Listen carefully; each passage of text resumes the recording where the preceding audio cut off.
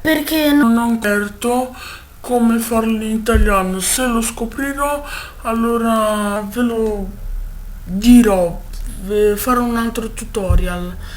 Quindi ragazzi, lasciate perdere se c'è scritto By Italia Forum, ma è solo da là che ho trovato il link.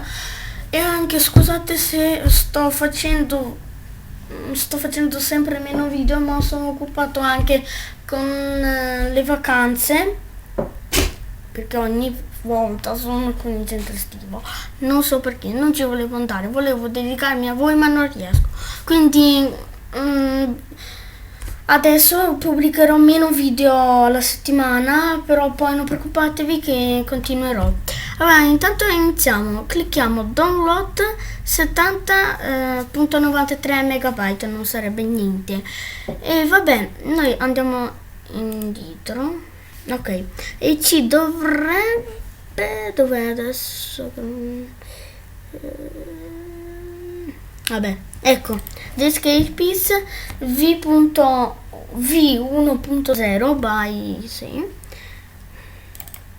se si apre.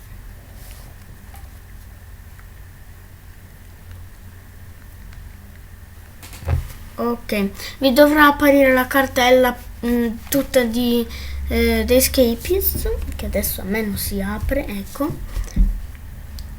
Oh là.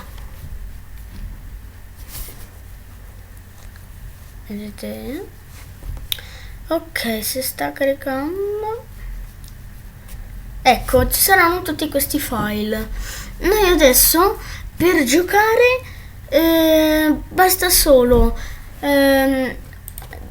far rimpicciolire la cosa, come si chiama, la cartella, prendere dei escapes, non eur, non pol e non rus, ma dei escapes, trasportarlo su desktop, basta schiacciare, selezionate la lingua che volete, non c'è quella italiana come detto all'inizio del video, ma scegliete l'inglese e niente, giocate, fate il nuovo gioco. E ragazzi, non sbagliate come me, perché io stavo cercando di salvare la partita, ma io facevo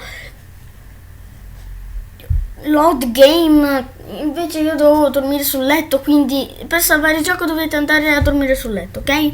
Bene ragazzi, io finisco qui il tutorial, scusate se è stato corto, ma avevo poco tempo, e niente, se non siete ancora iscritti iscrivetevi e noi ci vediamo al prossimo video.